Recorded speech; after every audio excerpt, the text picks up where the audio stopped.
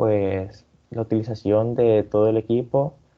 Y por último aplicaremos pues cómo se hace el informe. Y ya tenemos de último las referencias. Entonces, comenzamos con la definición. Bueno, este ensayo consiste en colocar la muestra en una caja de corte directo aplicando un esfuerzo normal determinado, humedeciendo o drenando la muestra de ensayo, o ambas cosas. Consolidado, el espécimen, consolidado es como dar solidez, bajo el esfuerzo normal soltando los marcos que contiene la muestra y desplazando un marco horizontalmente respecto al otro a una velocidad constante de formación. Y medir la fuerza de corte y los desplazamientos horizontales a medida que la muestra es llevada a la falla. Em, Corte directo. El ensayo de corte directo consiste en hacer deslizar una porción de suelo respecto a otra a lo largo de un plano de falla predeterminado, mediante la acción de una fuerza de corte horizontal incrementada, mientras se aplica una caja normal al plano del movimiento.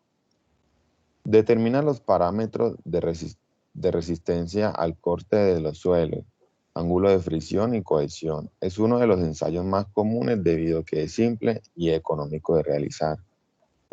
Cuando decimos que es económico de realizar es porque es muy barato, pero la máquina sí es un poquito costosita. El ángulo de rozamiento es particular de cada muestra o material. Por ejemplo, si deseamos caer la arena libremente, como la arena es el mismo material, tenemos el mismo ángulo de rozamiento. Se puede conocer la fricción entre las partículas, entre las partículas. Las arenas no tienen cohesión, no se conservan unidas si le agregamos agua, sus partículas no se unen. En cambio, con las arcillas sí. Esto se conoce como la cohesión y en conclusión, la cohesión es una propiedad de las arcillas. Bueno, vamos a conocer el ángulo de fricción de los diferentes tipos de suelos.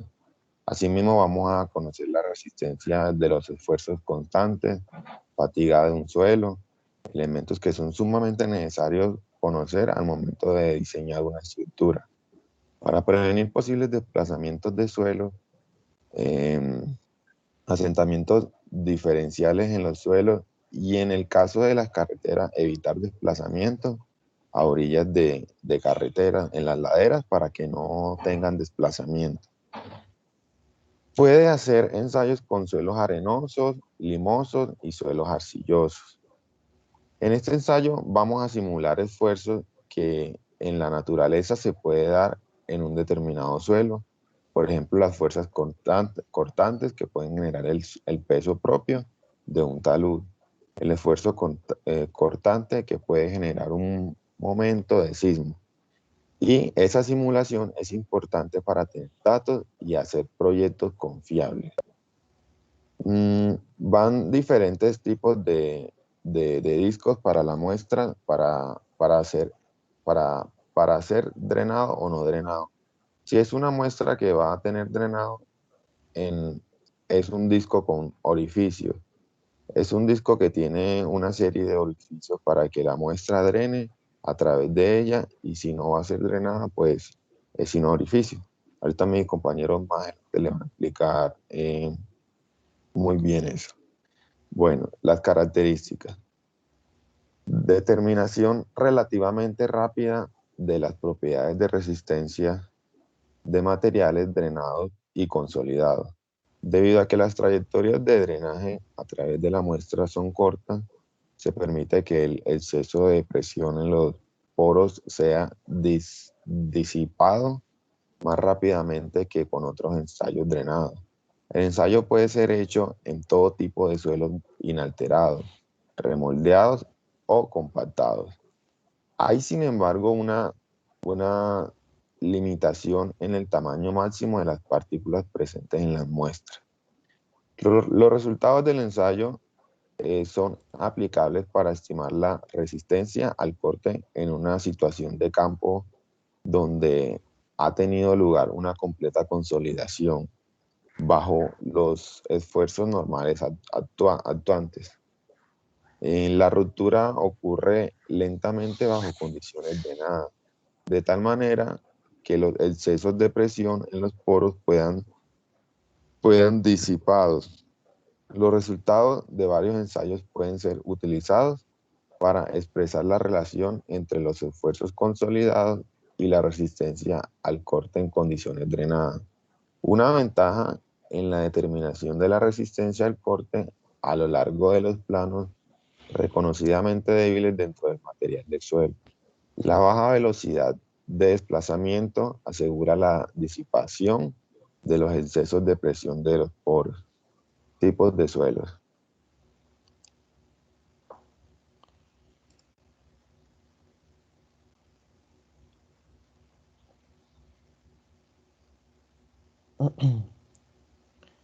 Eh, bueno, mi compañera no se ha podido conectar, tiene problemas de conexión, entonces yo diré esta parte. Bueno, el ensayo de tipos de suelo puede ser hecho de dos tipos de suelo inalterados, remoldeados o compactados. Sin embargo, hay una limitación en el tamaño máximo de las partículas que se presentan en la muestra, como dijo mi compañero anteriormente. Eh, que la resistencia al corte se calcula en suelos no cohesivos, arenas y gravas. La resistencia al corte drenado para suelos cohesivos. La resistencia al corte residual drenado. La resistencia al corte para suelos muy finos bajo condiciones no drenadas. Esto que acabo de leer aquí son las resistencias al corte en muestras en diferentes tipos de muestras. Por ejemplo, cuando decimos que la resistencia al corte al corte drenado para suelos cohesivos, pues significa simplemente que el ensayo se puede realizar a ensayos cohesivos drenados y pues igualmente con lo demás. Eh, las ventajas que tiene este ensayo es fácil ejecución, pues lo mismo que estaba diciendo anteriormente mi compañero. Los bajos costos, o sea, es un ensayo que es muy económico, muy, sí, muy fácil de realizar. Lo único costoso es la máquina, porque eh, es un aparato un poco costoso. Eh, pero aparte de eso, sí es muy económico el ensayo. También es rápido de realizar. Un ensayo puede tardar entre 2 horas a un día, dependiendo el tipo de material que se esté tratando. Si es una arcilla, pues ya dura un día, 2 días, dependiendo. El ensayo sobre la superficie de discontinuidad, ya que se puede medir la resistencia al corte en un ensayo específico, cortando la muestra con una determinada orientación. Este, pues continuamos. ¿Para qué se realiza el ensayo? Este ensayo eh, se realiza para determinar la resistencia al corte del suelo. Esta prueba es realizada mediante la deformación de un espécimen en un rango de deformación controlada. ¿Qué quiere decir un rango de deformación controlada? De casualidad, si me están escuchando, no sé si Sí, me sí, se pretendo escucha omitir. muy bien. Ok, bueno. Cuando decimos que la prueba se realiza mediante una deformación de un espécimen de rango de deformación controlada, se refiere a que el ensayo, cuando el suelo se mete en la máquina de corte, ella se va a deformar, va a ser va a tener una deformación de, de unos milímetros, o sea, no es como que una capa del suelo va a quedar por allá por 1 metro y otra capa por otro metro. No, es un corte pequeñito, pero gracias a ese corte que se le hace, este, se, se puede calcular el esfuerzo que tiene ese suelo. Ahora más adelante hablaremos más a fondo sobre eso. Generalmente se realiza un mínimo de 3 pruebas bajo diferentes cargas normales para determinar el esfuerzo de resistencia y de desplazamiento del material. Bueno, esto ya es bastante claro. Se hacen un mínimo de 3 pruebas porque obviamente si hacemos una sola prueba puede haber que los cálculos que se encuentren no van a ser los adecuados. Eh, Después cuando se calcula todo eso se hace un promedio y ya. A medida que uno va cambiando, va haciendo las pruebas, se le aplica una fuerza normal eh, diferente. La fuerza normal, como todos sabemos, es la fuerza vertical, es la que va a hacer presión sobre el suelo. La variamos con bueno, esto depende del tipo de máquina, pero según la que investigamos, siempre utilizan unas pesas que la relación es 1:10. Cuando se coloca una pesa en la parte, en una parte ahí, este, si es de 1 kilo, ese 1 kilo se transforma en 10 kilos en la máquina. No sé si fue claro con eso. Colocan 1 kilo en la pesa y el material soporta no 1 kilo, sino que ese esfuerzo se transforma en 10 kilos. Tienen como unas poleas que ayudan que el peso se incremente. Bueno, pasamos a... Ah, sí, ya no pasé la diapositiva. Bueno, aquí hicimos que el análisis, analizar los problemas de estabilidad, capacidad de carga. Estas son las importancias. Eh, eh, Capacidad de carga, estabilidad de taludes, presión laterales, sobre estructuras de retención de tierras, etcétera. Son más de por qué se realiza este ensayo. Bueno, pasamos a las modalidades. Bueno, para hablar sobre las modalidades, vamos a hablar sobre los ensayos. Normalmente para una arena y para unos limos dura alrededor de un día, mientras que para las arcillas y para las gravas dura de 1 a 2 días la obtención de los resultados. Para los ensayos no consolidados, no drenados, el corte se inicia antes de consolidar la muestra bajo carga normal, es decir, la vertical. Si el suelo es cohesivo y saturado, se desarrollará exceso de presión de poros. Eso lo explicó nuestro profesor la semana pasada. Y este ensayo es completamente análogo o parecido al ensayo traxial. Por otro lado, tenemos el ensayo consolidado no drenado. A este se le aplica la fuerza normal y se observa el movimiento vertical de formímetro hasta que pare el asentamiento antes de aplicar la fuerza cortante. Este ensayo también puede situarse entre los ensayos triaxiales consolidados no drenados. Y por otro lado tenemos el ensayo consolidado drenado, que es la fuerza normal se aplica y se demora la aplicación del corte hasta que se vaya desarrollando todo el asentamiento. Y este es para los suelos no cohesivos y dan el mismo resultado. Esta es la muestra saturada o no. Bueno, siguiente, se va, porfa.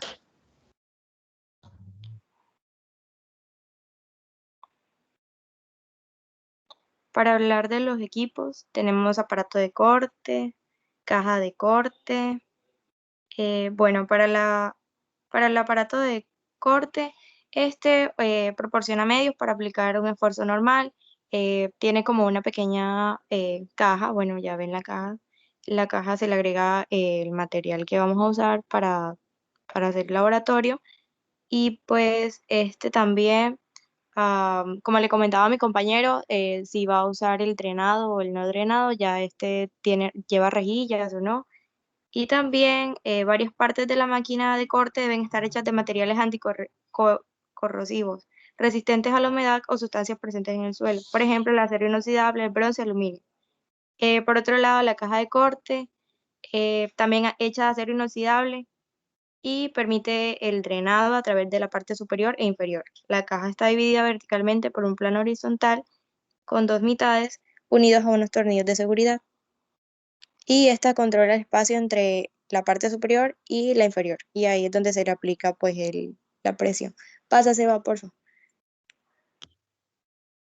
Bueno, para la celda y los indicadores de desplazamiento tenemos que para la celda, bueno, es una caja metálica, ya ustedes ven, tiene un soporte, ahí se le aplica la presión y esta va alineada a la mitad de la caja de corte para que esta permanezca libre de moverse y se le pueda realizar completamente el ensayo a la muestra.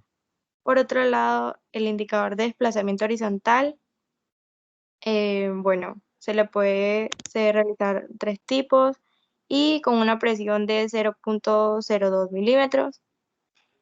Y también tiene un micrómetro analógico con una precisión de 0.01 milímetros.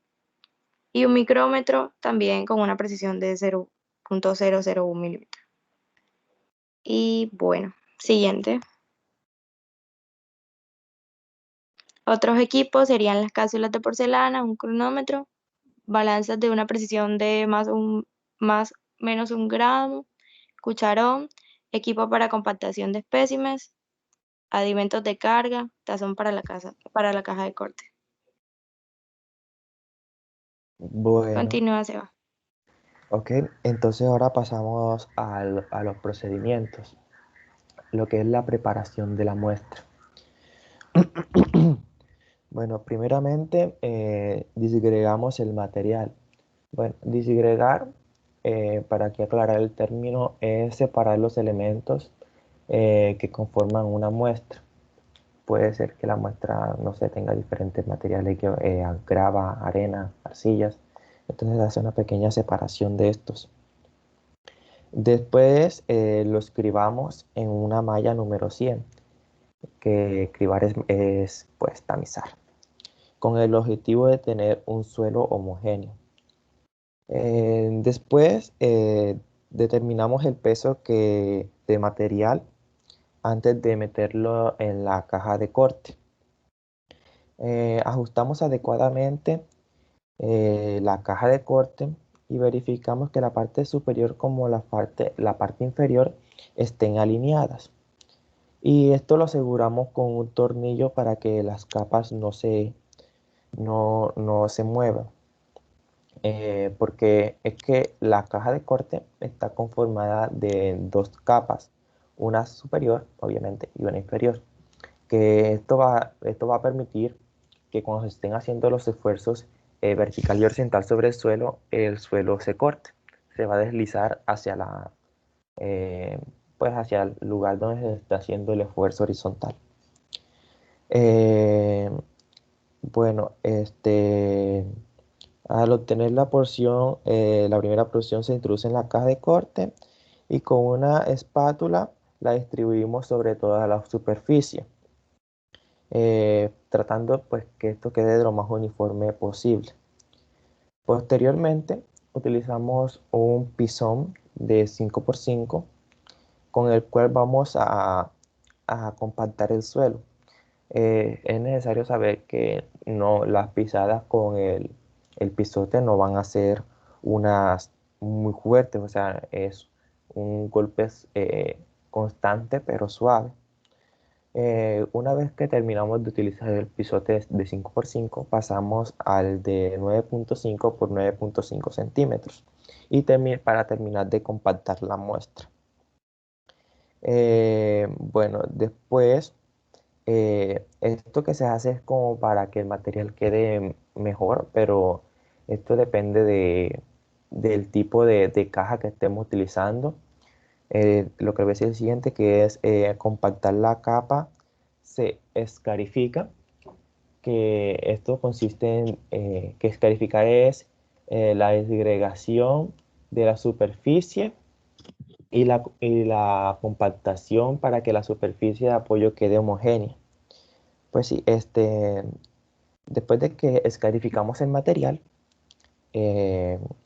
lo que hacemos es hacer 7 líneas verticales y 7 líneas horizontales separadas aproximadamente de 8 milímetros. Como dije, esto depende de la caja de corte, porque es que hay cajas de corte más pequeñas eh, y hay unas más grandes. Por ejemplo, la que se trata en este ensayo que estamos explicando en los tipos de máquinas, de equipo, es una máquina de corte con la caja un poco grande.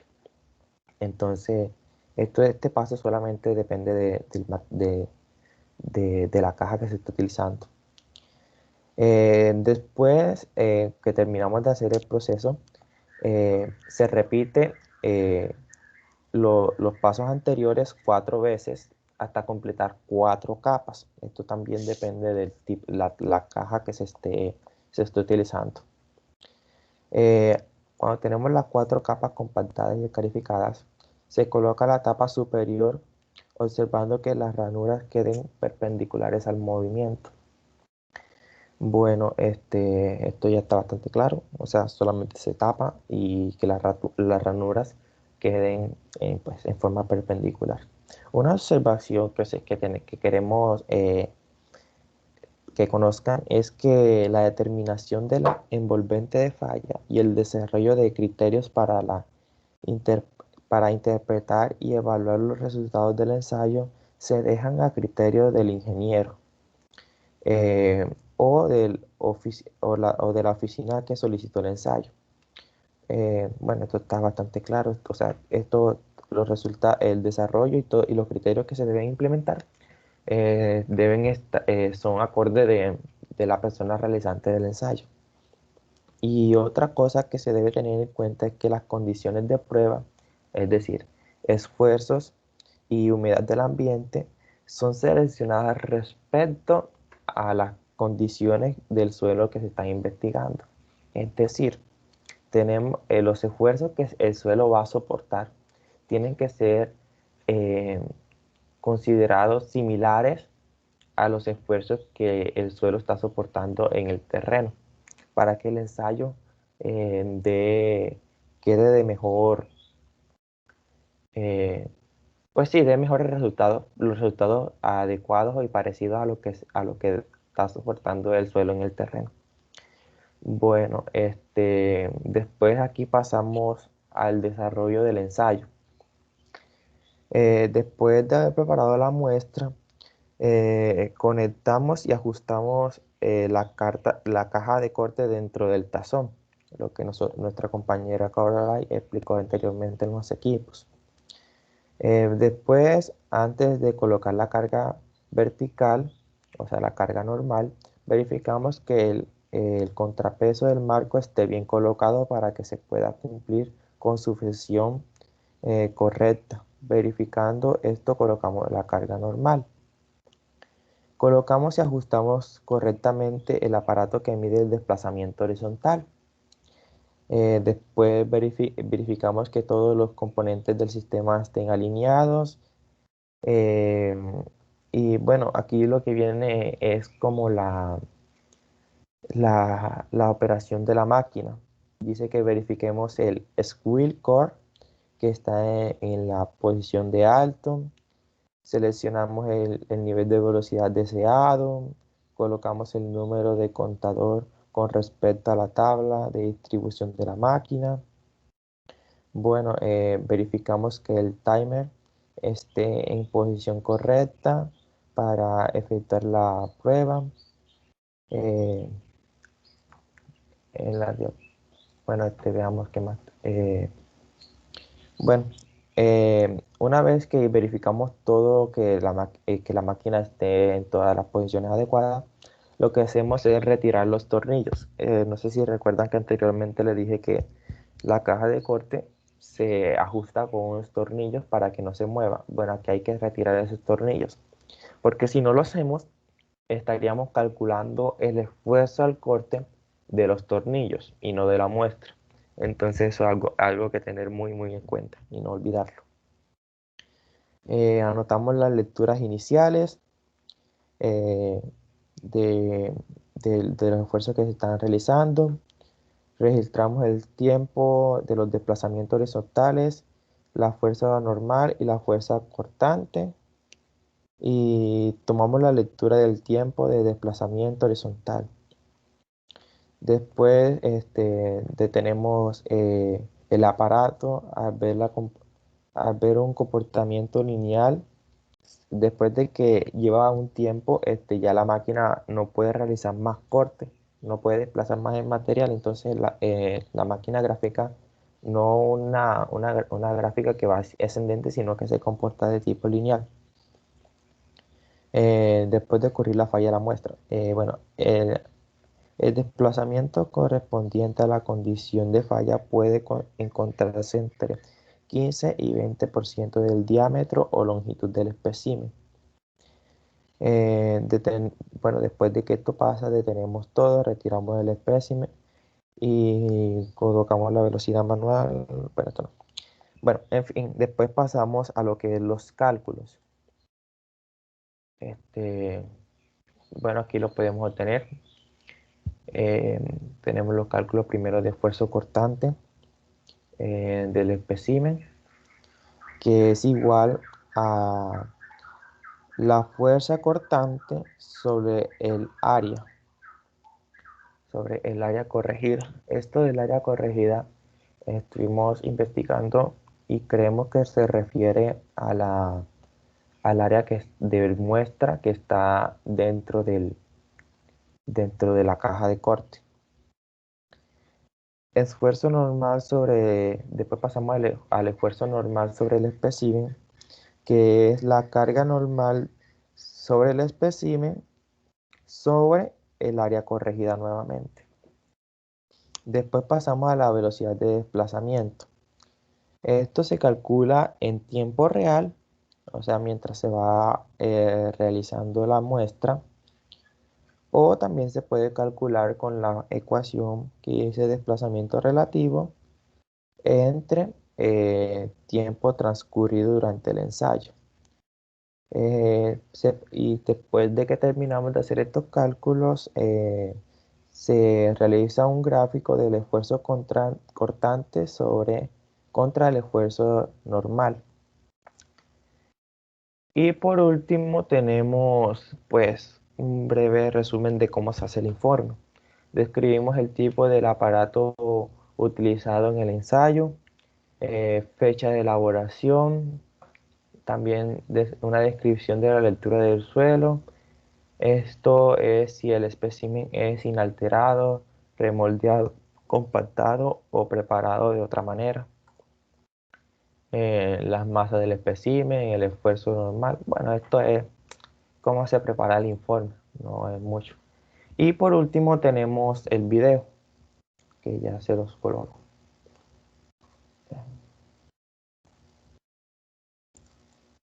Me dicen si se escucha. Si se escucha el Dejaste de video. compartir. Dejé de compartir. Ay, Sí. ya comparto, no.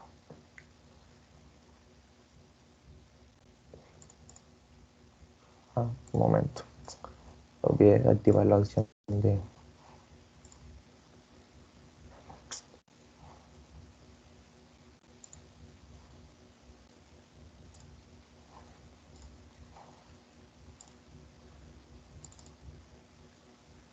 Bueno, ahora sí.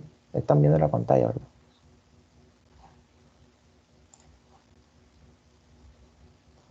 ¿Sí la están viendo?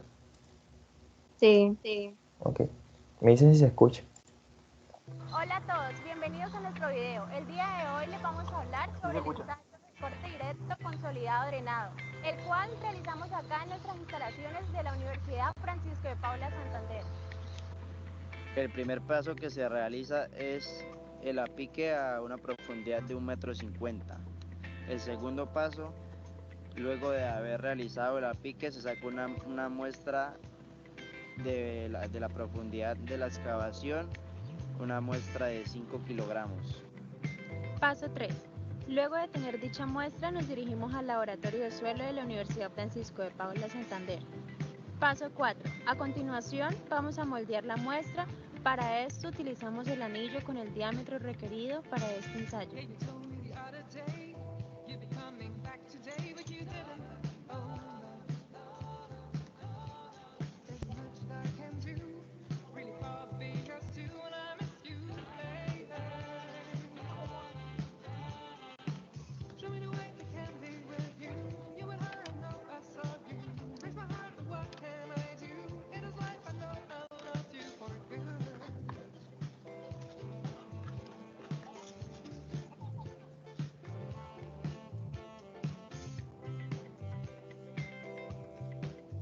Paso 5.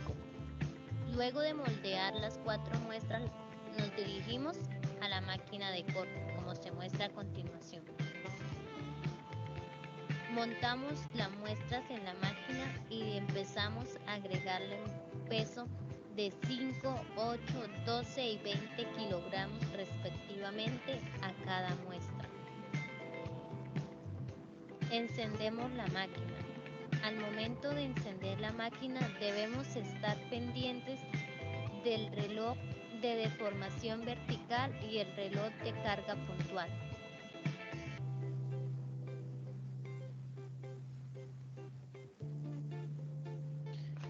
En el momento que el reloj se devuelve, nos damos cuenta que la muestra falló.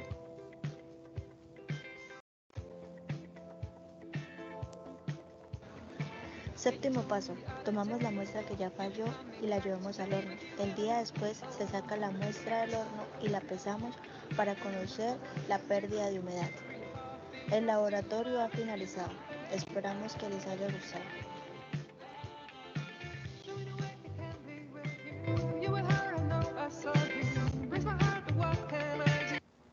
Bueno, eso es todo lo referente al ensayo. No sé si tienen alguna pregunta que podamos solucionarle o algo.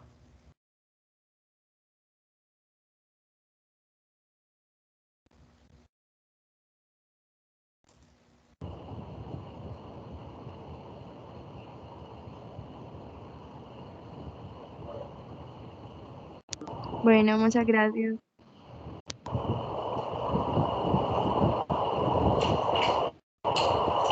Quiero que me digan si me escuchan. Sí, genial. Perfectamente. Escuchamos. ¿Me escuchan bien? Se escucha lejos. ¿Me escuchan bien? Ahora sí lo escuchamos mejor. Ok, si no me escuchan me van diciendo, ¿ok? Ahora sí. Sí, genial. Ok. Entonces, señores, voy a explicarle dos ensayos. ¿Listo?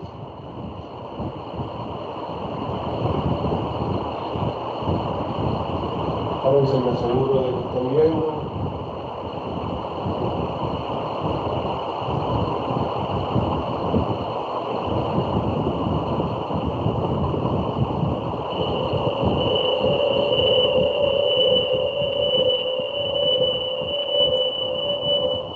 Profe, tiene como un ventilador por ahí cerca y se escucha bastante. Y ahora, también. No se ve la cámara, bro. Ustedes son los conejillos de India, ¿ok? Entonces es la primera vez que estoy utilizando esto, entonces por favor me avisan si oye o no. Sí, ingeniero. Ok. Se escucha un ventilador. Ahora ya no. Ah, Se escucha como un ventilador, no sé. ok, ya lo apago. Papi, y no muestra cámara. ¿Cómo? No se ve la cámara. Yo sí la veo. Tiene que Yo acomodar también. mejor la cámara. Yo también la veo. A mí no me la muestra.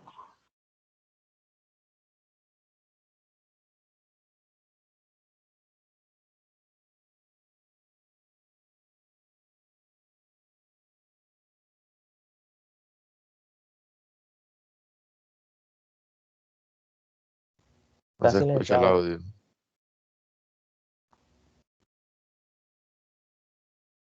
Está silenciado, profe. Está silenciado.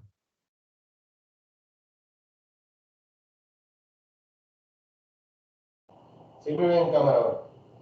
Sí, profe. Sí, Dale. pero Ok, muchachos. Entonces, como los señores de compresión inconfinada los he llamado 2 veces y no han salido a exponer, entonces les voy a Ingeniero, ya exponer. nosotros expusimos el lunes pasado y ya usted explicó sobre el ensayo de ¿De compresión compresión inconfinada. inconfinada? Ah, bueno, perfecto. Sí, señor. Lo hubieran dicho ahora en la mañana. Bueno. Entonces, salvado ese impasse, entonces hablemos del ensayo de corte directo. Entonces, en el ensayo de corte directo, en el ensayo de corte directo tenemos una mesa de corte. ¿Sí? Esa mesa de corte está dividida en 2 partes.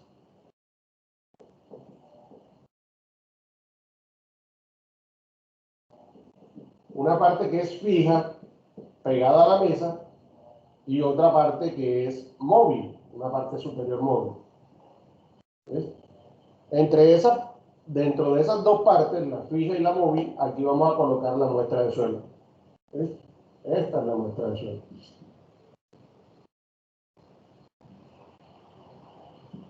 Este marcador no marca muy bien. ¿Alcanzan a ver el dibujo? ¿Se ve bien, muchachos? Profe, ese último marcador no se ve. Ok, vale. ¿Ven mejor así o así? Así, Con la luz, ingeniero. profe, así. Con la luz. Okay, vale. Entonces, esta es la muestra de suelo. Me disculpa, pero estamos haciendo los primeros pinitos con esto. Entonces aquí tenemos la muestra de suelo. ¿Sí? Entonces la idea es tomar una carga axial. Estoy explicando el ensayo de corte directo.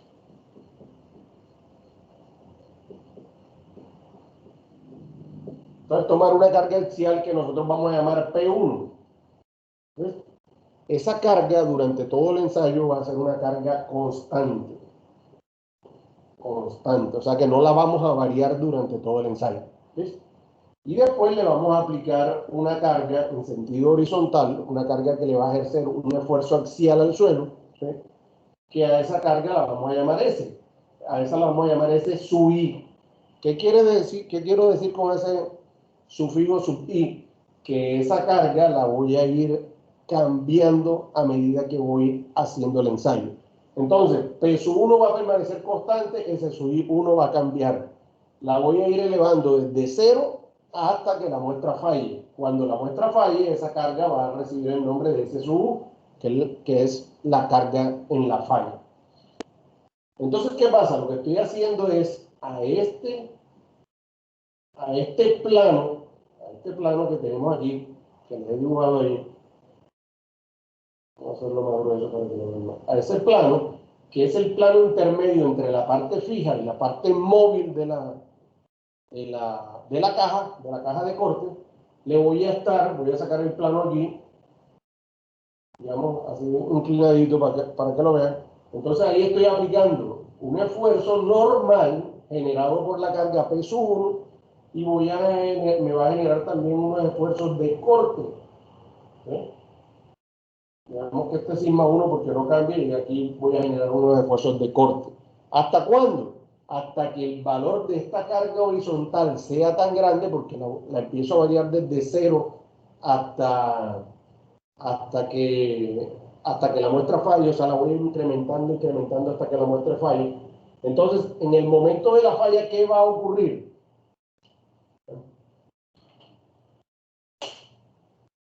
Va a ocurrir, lo voy a colocar con otro marcador, yo sé que no se ven tan bien con el negro, pero entonces va a ocurrir que la parte móvil de la caja, junto con el suelo, se va a desplazar, se va a mover en este sentido. En ese momento, la muestra, los esfuerzos que le estoy aplicando a la muestra son mayores que la resistencia intrínseca de la muestra. Entonces, en ese momento la muestra falla. ¿Tá? La muestra falla. Entonces, cuando esa muestra falla, yo voy a tener aquí una carga máxima que voy a llamar SU1. ¿Listo? Entonces, por allá en las primeras clases, dijimos que el señor Moore uno de los aportes que nos había hecho a la mecánica de suelos es que la falla en los elementos se producía por un par ordenado de esfuerzo de compresión y esfuerzo de corte, que eran los que me producían la falla. Entonces lo que yo estoy obteniendo aquí son ese par de esfuerzos. ¿Cómo obtengo el esfuerzo de compresión? El esfuerzo de compresión 1 va a ser igual la carga 1 dividido entre el área de la muestra, ¿sí? Y el esfuerzo de corte va a ser la carga final de corte o la carga final horizontal que le apliqué a la muestra dividido entre el área de la muestra. Y así voy a obtener el par ordenado que me produce la falla. Produce la falla, ese par ordenado. ¿Listo? Después de que haga eso, voy a tomar esta carga peso 1 y le voy a colocar, la voy a doblar, es decir, voy a colocar el doble de la carga inicial. Entonces esta carga ya se va a llamar P2. ¿Listo? Entonces esa carga P2, ¿sí? Esa carga P2 la dejo constante, ya no con la misma muestra de suelo, sino con una muestra del mismo suelo, pero no la misma muestra. Tengo que tomar, por ejemplo, si tomo una muestra de 50 centímetros, la parto en pedacitos, ¿sí? La corto, la caja tiene unos 2 centímetros por 2 centímetros, o 2 centímetros para la muestra. Después tomo otros 2 centímetros de esa misma muestra, del mismo suelo, pero le coloco una carga que sea el doble. Al colocarle esa carga el doble, entonces aquí voy a necesitar mayor esfuerzo horizontal para poderla mover. Eso es lógico. Miren, si yo tengo digamos que aquí, espero que me vean. Ahí ven mi mano, sí. Entonces, si yo tengo este marcador aquí y yo trato de moverlo, ¿sí? Puedo moverlo fácilmente. Pero si yo sobre ese marcador coloco una fuerza, esa fuerza, digamos este control, se lo coloco encima, entonces para poder mover el marcador voy a necesitar una mayor fuerza. ¿Por qué? Porque voy a tener un mayor confinamiento que me lo está dando en este caso el borrador. Entonces, en este caso, al subir la carga axial, voy a obtener aquí ya no un esfuerzo final U1, sino un esfuerzo final U2, ¿sí? Y voy a tener otro par ordenado que también me produjo la falla. Entonces voy a tener un valor de sigma 2, tau sub 2, y posteriormente esta carga otra vez la aumento y aquí voy a tener un SW3. O sea que por lo menos tengo que ensayar 3 muestras para tener un sigma 3, tau sub 3. Y así es la realización del ensayo. Tengo que tomar 3 especímenes, vi que dijeron ahí especies, ¿qué más dijeron? Espécimen, ¿sí? La palabra es espécimen, ¿ok? Espécimen. Tengo que tomar 3 especímenes y a los 3 especímenes con diferentes cargas axiales tengo que calcularle las cargas de corte y eso me va a dar los pares ordenados, estos de aquí,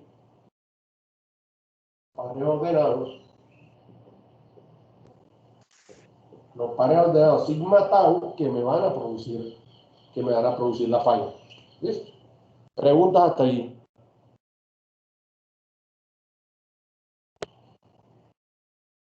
¿Ninguna?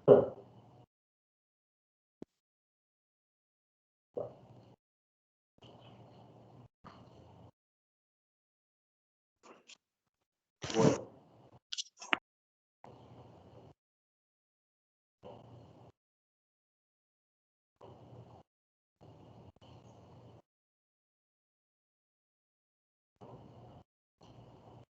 Entonces, como ya tengo estos 3 pares ordenados que me produjeron la falla con diferentes compresiones, con diferentes confinamientos, entonces lo que yo voy a dibujar, ¿sí? Es un diagrama de Moore, sigma tau, ¿sí? Y voy a graficar estos puntos que tengo ahí. Entonces, por ejemplo, aquí tendré sigma 1, ¿sí? Acá tendré tau sub 1, ¿sí? Entonces dibujo el puntico. Ese me va a ser mi puntico sigma 1, tau sub 1. ¿Sí? Después tomo estos dos, que son los resultados del segundo ensayo, y los grafico igual. Y voy a tener sigma 2, tau sub 2. Y posteriormente tomo el tercero, que va a ser sigma 3, tau sub 3. ¿Listo? Entonces, por esos 3 puntos, los voy a unir, y esta línea es lo que conocemos con el nombre de envolvente de falla.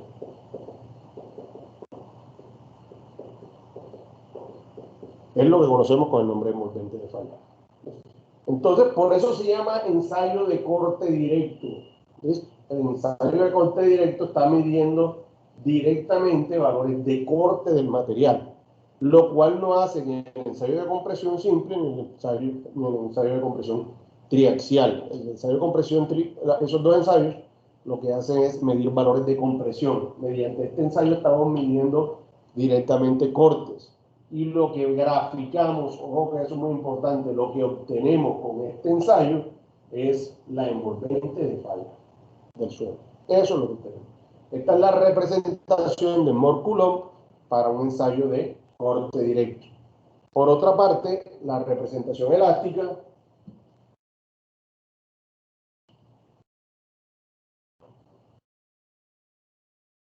ahora un poquito bien, por si no ven, la representación elástica estaría dada por una deformación unitaria, que es lo que vieron en resistencia a materiales y que yo les he repetido constantemente contra el valor del esfuerzo. ¿Sí? Entonces lo que vamos a tener son esto es de corte directo. Aquí lo que vamos a tener es la deformación unitaria, pero en sentido horizontal, contra el esfuerzo de corte, que es el que va cambiando, el que va aplicando. Entonces, lo que vamos a hacer, cuando les dije que íbamos a ir aumentando el esfuerzo de corte, entonces nos puede dar, si el suelo es blando, nos va a dar una representación de este tipo, ¿sí? En el cual empezamos en 0, aplicarle esfuerzo de corte, va aumentando hasta que llega a un valor máximo de corte. Esta sería la zona elástica, ¿sí? Y el valor después de la falla el suelo se sigue deformando con el mismo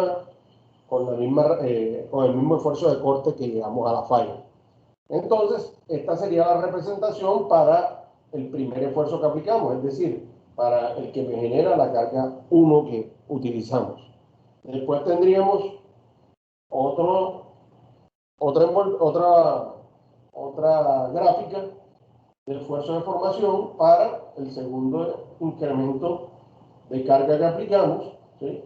Y posteriormente para el tercer incremento de falla tendríamos otra carga. Esto es típico de suelos blandos. Para los suelos compactos, la representación es algo así. Entonces tendríamos 3 gráficas de esta forma, donde tendríamos para sigma 1, sigma 2 y sigma 3. Esto sería para suelos duros o compactos. Aquí hablo de duros y hablo de blandos porque estamos hablando de suelos de grano fino. Los suelos de grano fino se basan su resistencia, como vimos anteriormente, en la consistencia. Entonces, los suelos blandos, muy blandos y medios trabajan de esta manera. Los suelos de consistencia media en adelante, los que son muy firmes y duros, muy firmes y duros, van a tener representaciones de esta forma. Este es un material que es dúctil, ¿sí? Mientras que este es un material ya más duro. Pregunta, señores.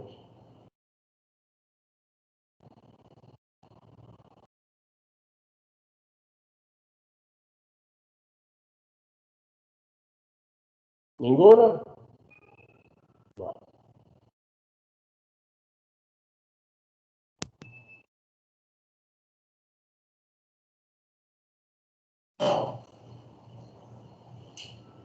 Necesito que me retroalimenten. ¿Se ve bien? ¿Alcanza a ver todo?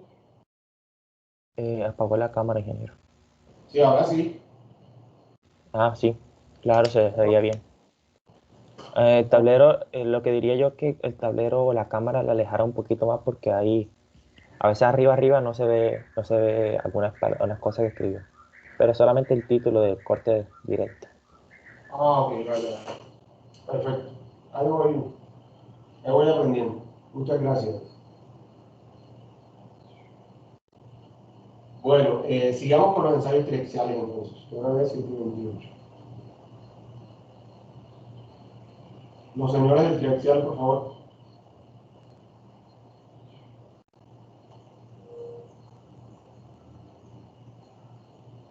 Robert Martínez, Mauricio, Roberto y José.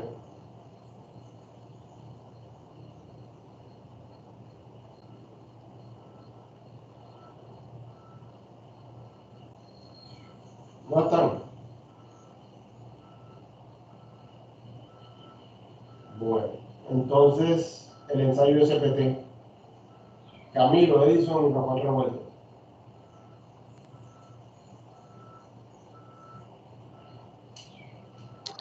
Profe, ¿Sí? ensayos triaxiales, espera un momentico que la amarra, que Mauricio va a poner diapositivas, profe. Ah, bueno, pero háblame. Un momento, profe. Dale.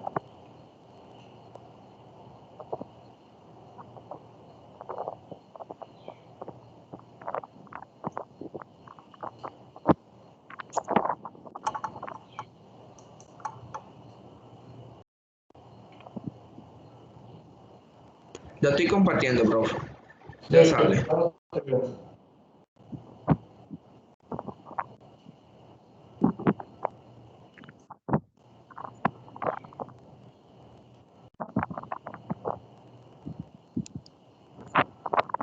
Buenos días, profe, ¿me escucha?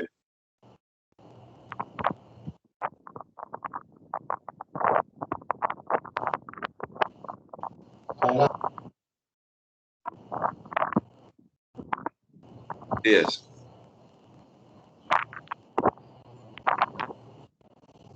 Bueno, hoy mi grupo viene a exponer el ensayo triaxial. Para saberle qué es el ensayo triaxial, se necesita saber el concepto de esfuerzo constante. Como el profesor ha venido explicando, el esfuerzo constante de un suelo se ha definido como la última o la máxima resistencia que el suelo puede soportar. Específicamente se ha expresado como la resistencia interna que ofrece la masa del suelo por área unitaria para resistir la falla de deslizamiento a lo largo de cualquier plano dentro de él.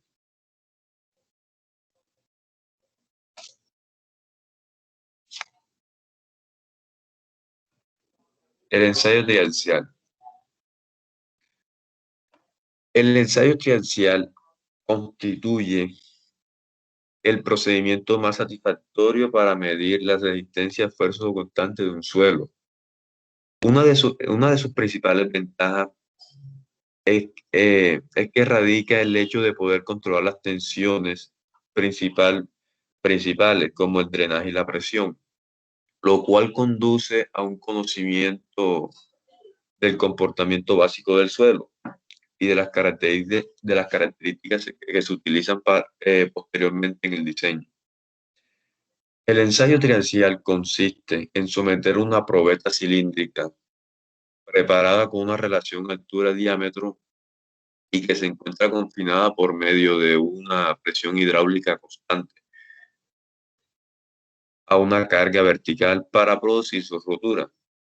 Esta carga debe crecer con velocidad constante, que suele aplicar por medio de una prensa de velocidad controlada. A lo largo de todo este proceso, hasta su rotura, se logran medir sus deformaciones producidas en la probeta por las cargas correspondientes. De esta manera se pueden obtener los datos necesarios para dibujar la relación tensiones-deformación a lo largo de todo el proceso. Todo esto se tiene que repetir 3 veces con 3 probetas iguales. Lo único que se cambia en cada una es la presión de confinamiento.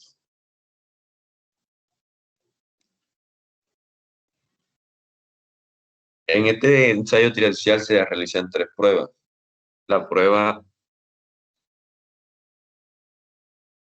la prueba lenta y 2 pruebas rápidas. La prueba lenta, que es prueba con consolidación y drenaje, prueba con consolidación y sin drenaje, y prueba sin consolidación y sin drenaje.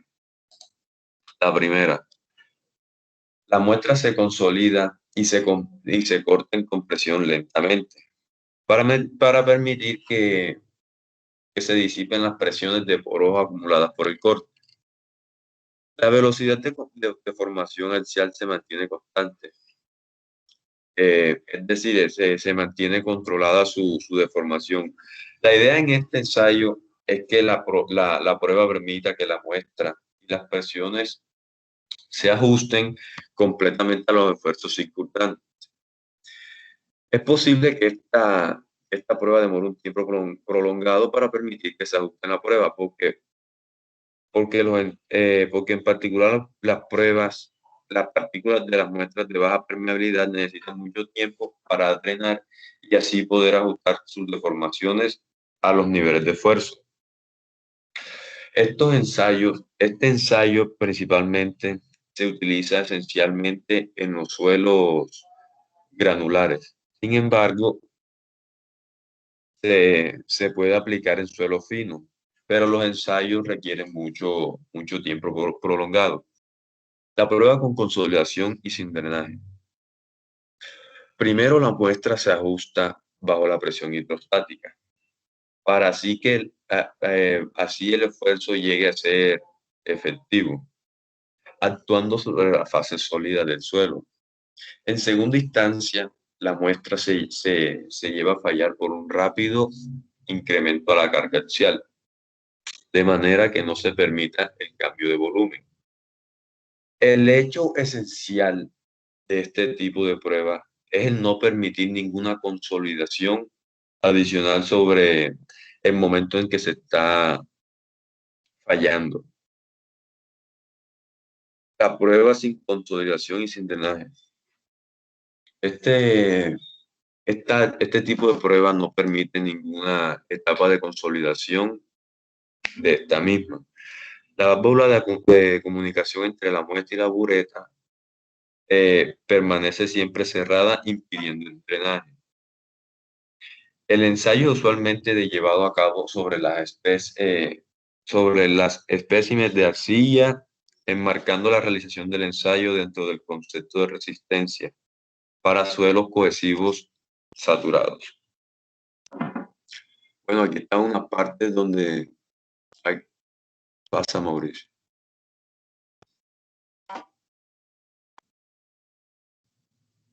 Bueno, aquí esta es la máquina triaxial.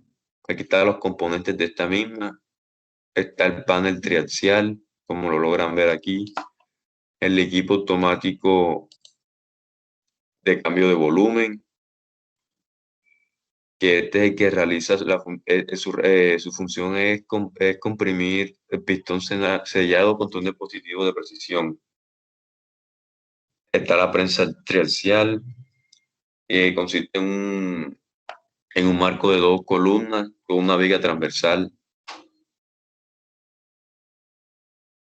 Está el blader, que es una cámara constituida por un cilindro de bandas y una placa superior.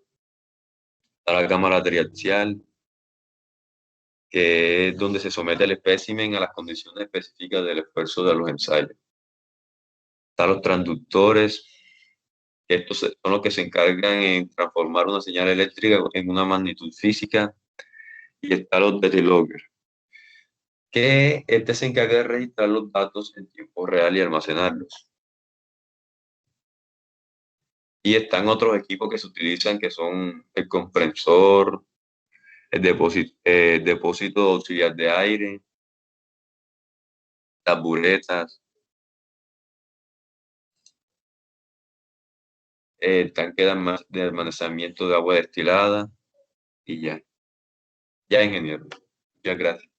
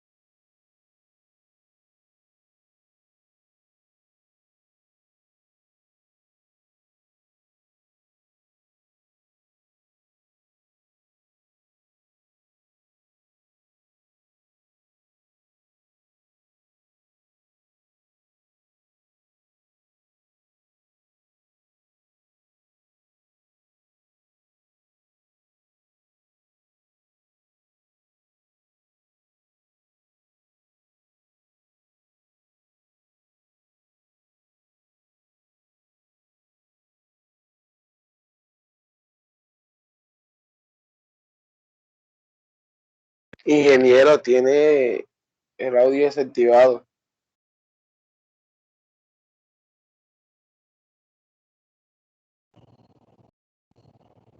Todavía no he comenzado a hablar.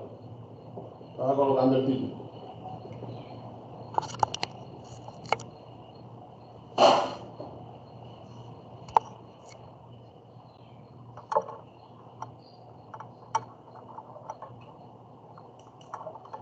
Listo. Entonces, señores, en un ensayo de compresión triaxial, ¿sí?, hay una cámara que se llama la cámara de confinamiento.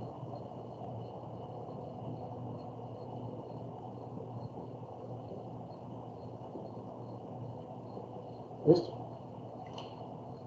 Entonces, en esa cámara de confinamiento hay un equipo muy parecido al de compresión confinada. Hay unos pistones con unas zapatas, unas bases, y aquí, entre esas bases, vamos a colocar nuestra muestra de suelo. Esa es nuestra muestra de suelo. Esta cámara tiene una serie de mangueras y válvulas para regular ciertas variables dentro del ensayo. ¿Listo? Para regular unas variables ahí dentro del ensayo. Una de esas variables va a controlar la presión de confinamiento.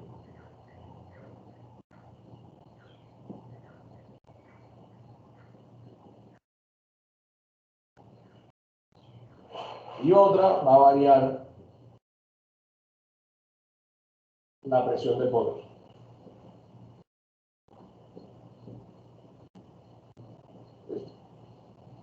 Entonces, ¿cómo se desarrolla o cuál es la mecánica del ensayo? La mecánica del ensayo es, a través de esta válvula, proveer al suelo de una presión en todos los sentidos. En todos los sentidos. Por eso se llama presión de confinamiento. Confinar es mantener todo el elemento dentro de una misma presión, ¿sí? Por eso, por ejemplo, los presos se dice que están confinados en 4 paredes, que quiere decir que no pueden salir de esas 4 paredes. Aquí confinamos el elemento por todas partes. Esa presión se llama presión de confinamiento, que nosotros hemos conocido en los círculos de Moore, ¿sí?, lo hemos conocido como la presión principal menor. Esa es la presión principal menor que le estamos aplicando al elemento. Y en un suelo, ¿sí?, si yo tengo un elemento metido dentro del suelo, sea cuadrado, sea redondo, sea como fuere, ¿sí?, ese elemento va a estar sometido a una presión vertical, pero también va a estar sometido a una presión horizontal. Esa presión horizontal es lo que estamos nosotros obteniendo mediante el confinamiento. El confinamiento lo que me está proveyendo a la muestra una compresión lateral que es como realmente está el suelo en la naturaleza. Cuando nosotros hacemos un ensayo de compresión inconfinada, el ensayo de compresión inconfinada tiene los pistones y sus zapatas, ¿sí?, y aquí colocamos la muestrecita de suelo. Aquí colocamos la muestrecita de suelo. Pero no hay, o sea, el confinamiento lateral es cero, no hay confinamiento lateral. Entonces, por eso, el ensayo de compresión inconfinada no es tan acertado en sus parámetros, en la obtención de los parámetros. ¿Por qué? Porque estamos desechando, para ese ensayo estamos desechando el confinamiento que le está produciendo el suelo circundante de la muestra que nosotros estamos aplicando, ¿sí?, le está produciendo una presión lateral al suelo por todos lados. Eso no lo podemos representar en un ensayo de compresión inconfinada. Por eso el ensayo de compresión triaxial es mucho más preciso, ¿sí?, que el ensayo de compresión simple. ¿Qué pasa? Que si yo aplico aquí carga a la muestra, apenas aplico el esfuerzo principal mayor, la muestra me va a llegar a fallar, pero me va a fallar con una presión axial menor que la real. ¿Por qué? Porque si yo tomo el elemento, ¿sí? Y el elemento le empiezo a aplicar presión en este sentido y en este sentido, si no tiene una carga de compresión, de confinamiento, ¿sí? Va a fallar con una carga menor que la que realmente va a resistir acá. Entonces los valores de resistencia del suelo me van a dar menos. Y al dar esos valores menos voy a ir del lado de la seguridad, porque voy a estimar que el suelo resiste mucho menos de lo que realmente él resiste, porque resiste mucho más porque está confinado. Por eso, con este ensayo, aunque no tomamos los parámetros de forma fidedigna y adecuada como está en la naturaleza, nosotros podemos decir que vamos del lado de la seguridad porque nos van a dar parámetros de resistencia menores que los que él realmente tiene acá en la naturaleza. Ese es el ensayo de compresión inconfinada. Bueno, pero acá estamos en el de compresión triaxial. Si tienen alguna pregunta hasta ahora, me la pueden realizar.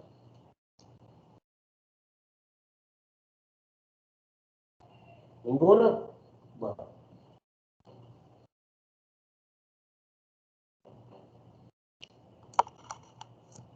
Entonces, en el triaxial, lo que hacemos es someter primero al suelo a una carga de confinamiento, ya sabemos, generado por esta válvula que tenemos aquí que me regula la presión de confinamiento.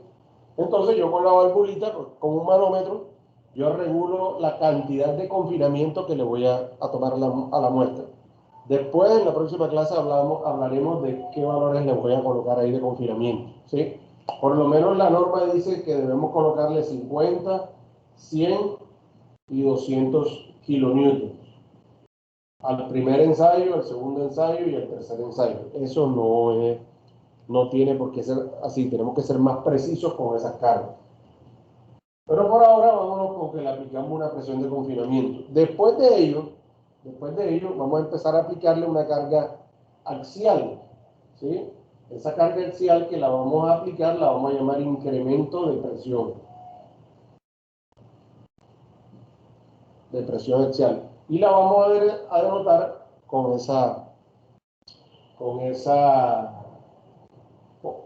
lo vamos a denominar así, delta de sigma. Y se llama incremento de presión.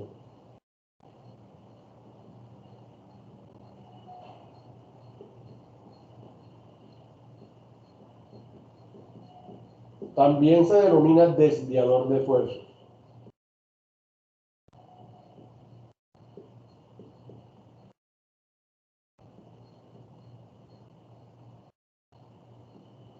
Desviador de fuerza. ¿Listo?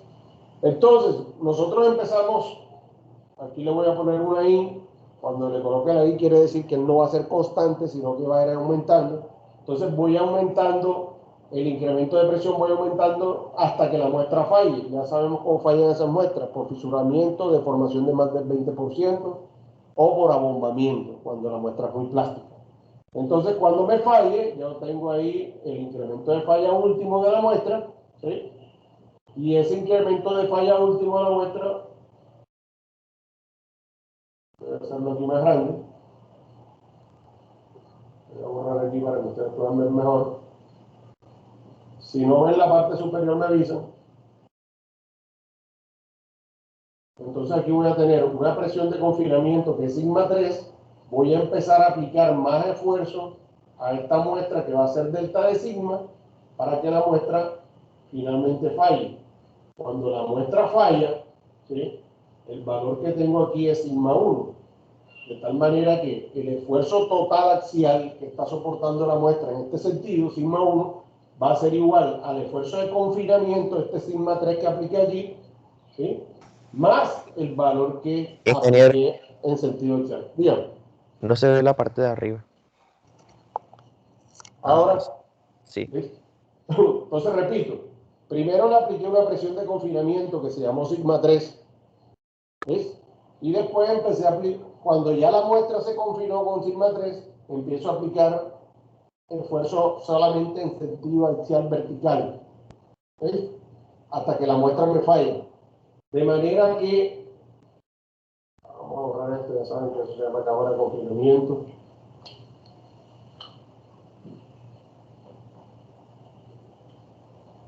Vamos a repetirle bien este monito.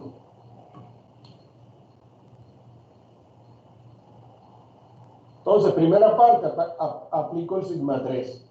¿Listo? Después, ¿qué voy haciendo? Voy aplicándole un incremento de compresión, pero solamente verticalmente. ¿Hasta cuándo? Hasta que la muestra falle. ¿Sí? De manera que la muestra falla y tengo el círculo de Mohr. Este valor va a ser sigma 3 y este va a ser el sigma 1. Estos dos valores son los esfuerzos principales. Esfuerzo principal mayor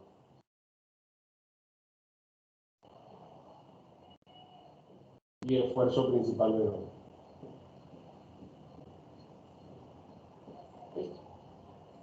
Y este valor entonces que tengo aquí es la resistencia a la compresión de la muestra. ¿Por qué es la resistencia a la compresión de la muestra? Porque yo la tenía confinadita aquí con el sigma 3. Empecé a aumentar la presión ahí hasta que ella falló. ¿Cómo falla esa muestra? Falla a compresión pura. ¿Por qué? Porque yo le estoy incrementando la presión en este sentido.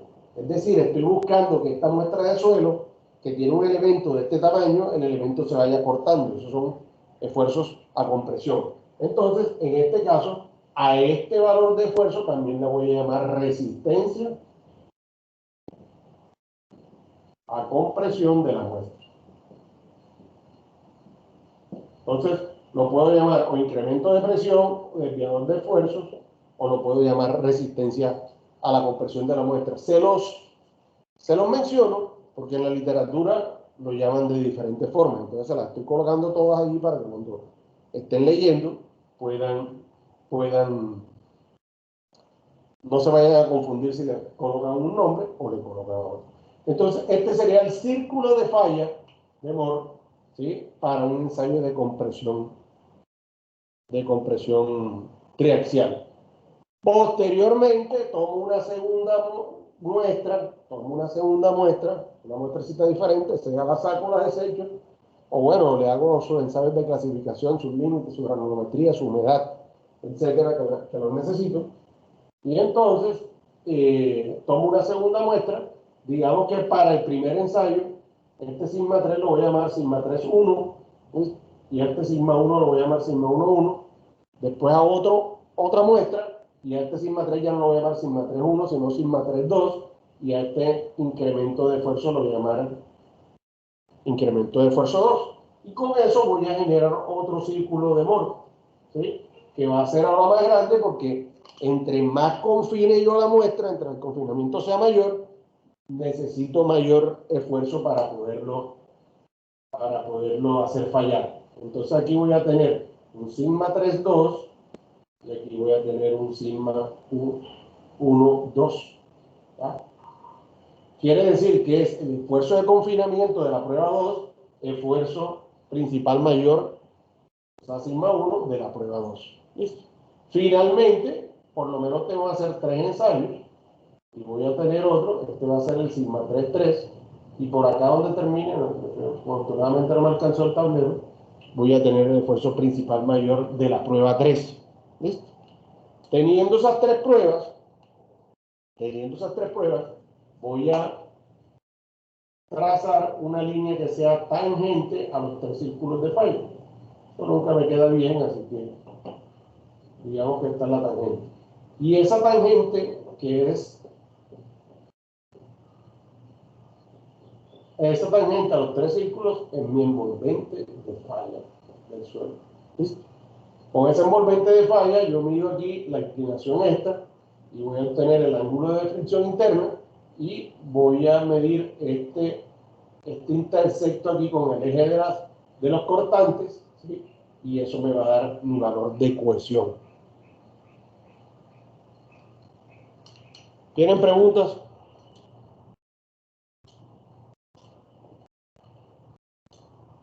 ¿Está claro, señores? ¿Puedo borrar? Sí, profe, está claro. Bueno.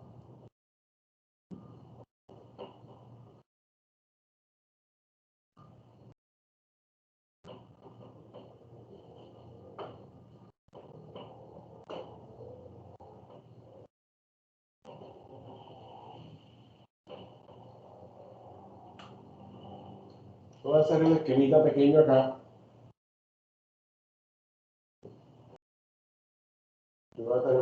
de suelo, aquí va a tener pistones. Y ya sabemos que vamos a tener una presión de confinamiento que se llama sigma 3.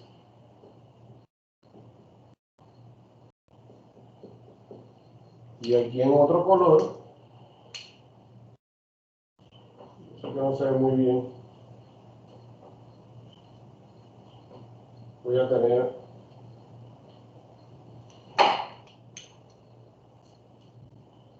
mi incremento de presión. ¿Listo? Mi incremento de presión. Entonces les estaba comentando que este aparato tiene unas válvulas. Una válvula que me regula mi presión de confinamiento y otra válvula que me va a controlar la cantidad de agua que abandona la muestra. ¿Sí? O sea, la presión de poro. Entonces yo puedo hacer 3 tipos de ensayos al suelo. Le puedo hacer un primer ensayo que se va a llamar UU, le puedo hacer otro ensayo que se llama CU y otro ensayo que se llama CD. La primera U significa no consolidada.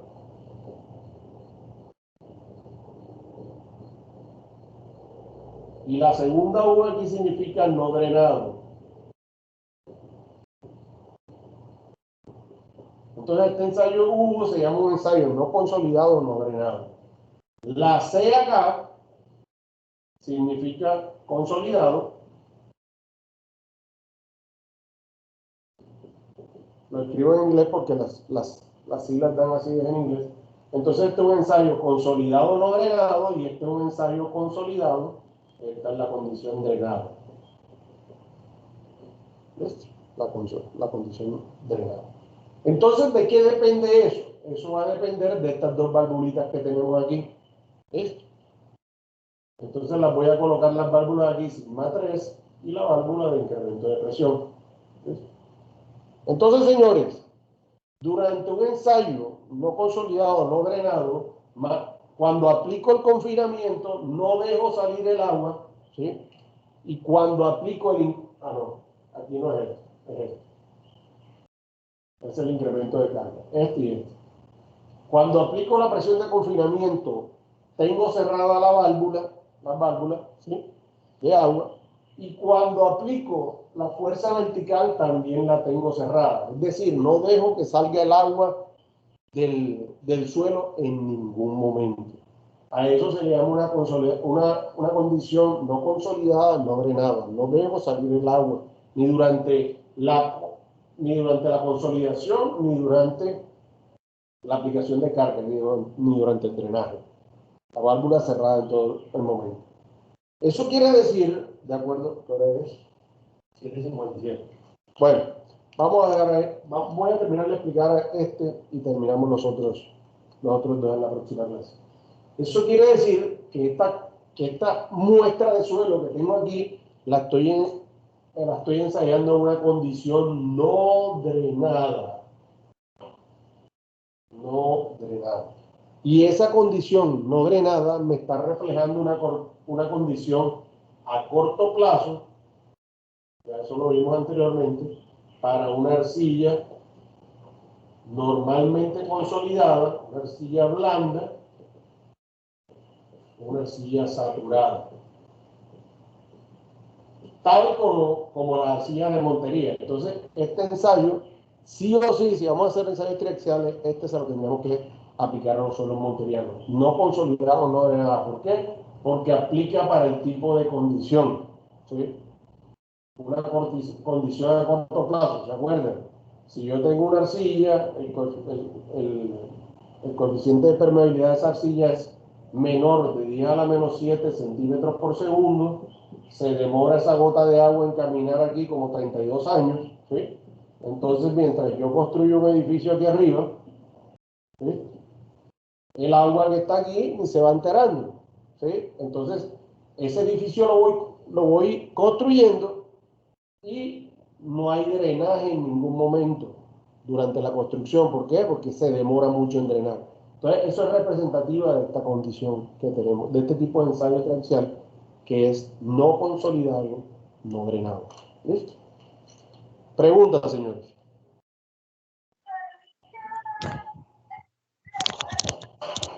Profe, qué pena, me le voy a salir. Voy para la otra clase, listo. Listo, no hay problema. Bueno, nos vemos.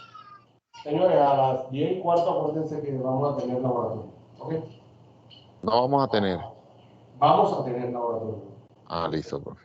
Bueno, Bueno, profe. señores, ¿quién falta por exponer? Creo que solamente la muestra inalterada o alguien más.